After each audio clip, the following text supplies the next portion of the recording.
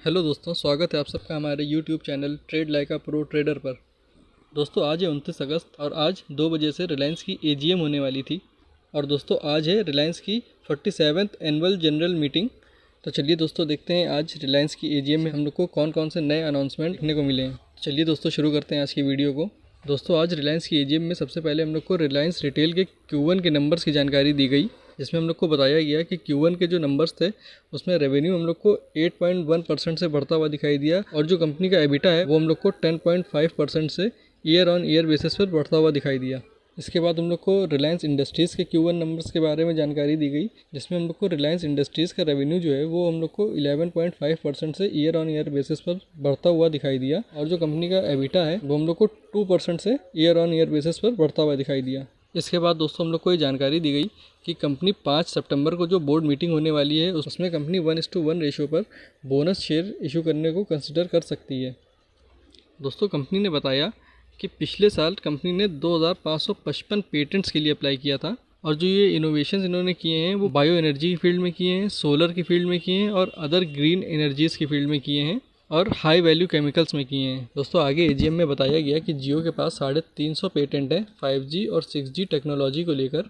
तो दोस्तों हम लोग को जियो फाइबर और जियो एयर की तरह ही जियो में और भी नई टेक्नोलॉजीज़ यूज़ होती हुई दिखाई दे सकती हैं। दोस्तों कंपनी ने आगे जो एक बड़ी जानकारी दी वो थी 100 दिन में कंपनी ने एयर फाइबर के 1 मिलियन सब्सक्राइबर ऐड किए हैं और जो आगे टारगेट रखा है कंपनी ने वो रखा है हर 30 दिन में 1 मिलियन सब्सक्राइबर एयर फाइबर में ऐड करने हैं। इसमें जो मेन टारगेट रहेगा कंपनी का वो रहेगा स्मॉल और मीडियम बिजनेसेस को ऐड करने का।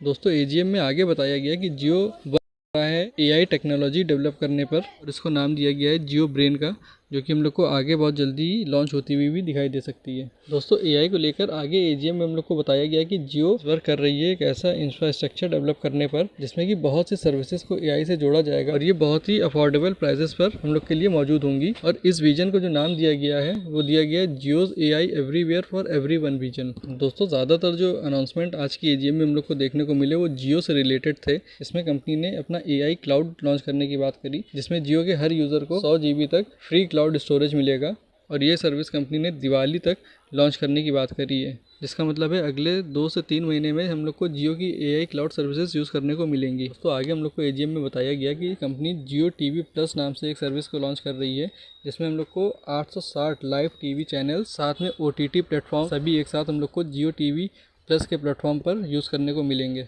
दोस्तों इसके बाद हम लोग को एजीएम में फिर से एक बार एआई से जुड़ी अपडेट दी गई, जिसमें एक सर्विस की बात करी गई जिसको नाम दिया गया जियो फोन कॉल एआई। दोस्तों इस सर्विस के बारे में बताया गया जियो फोन कॉल एआई से हम लोग किसी भी कॉल को रिकॉर्ड कर सकते हैं, उसको स्टोर कर सकते हैं जियो क्लाउड में और ये अपने आप ही कन्वर्ट हो सकती है वॉइस टू टेक्स्ट में। हम लोग जो भी फ़ोन पे बात करेंगे उसको हम लोग रिकॉर्ड कर सकते हैं जियो क्लाउड में और उसको एक टेक्स्ट की तरह भी हम लोग किसी को भेज सकते हैं।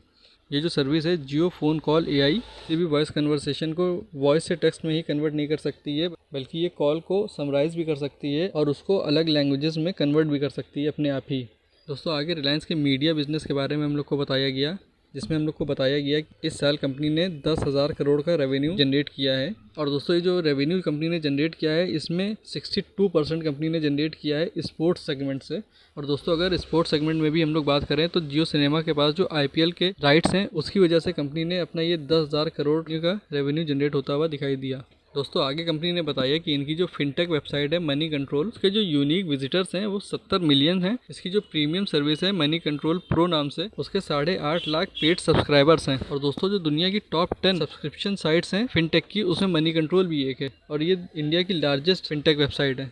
दोस्तों आगे एजीएम में हम लोग को रिलायंस रिटेल को लेकर जानकारी दी गई कि आगे 3 से 4 सालों में हम लोग को रिलायंस रिटेल का बिजनेस अभी के मुकाबले डबल होता हुआ दिखाई दे सकता है। दोस्तों आगे एजीएम में हम लोग को O2C बिजनेस जो कंपनी का है, जो मेन बिजनेस है ऑयल टू केमिकल्स का, उसके बारे में हम लोग को जानकारी दी गई कि कंपनी ने पिछले साल 5,64,000 करीब 5,65,000 करोड़ का रेवेन्यू जनरेट किया था और जो दोस्तों कंपनी का एबिटा था वो था 62,393 करोड़ का। दोस्तों कंपनी ने एक और जानकारी दी कि जो मिडिल ईस्ट में वॉर चल रही है, इसके अलावा जो भी जियो पॉलिटिकल टेंशन हैं उसकी वजह से कंपनी के पास सरप्लस तो बहुत हो गया है और जो वेस्टर्न कंट्रीज़ से डिमांड है वो थोड़ी कम हो गई है दोस्तों, जिसकी वजह से मार्जिन्स में थोड़ा फ्लक्चुएशन हम लोग को देखने को मिला इस बार। लेकिन कंपनी इसके बाद भी एक अच्छा रेवेन्यू जनरेट करने में कामयाब रही है।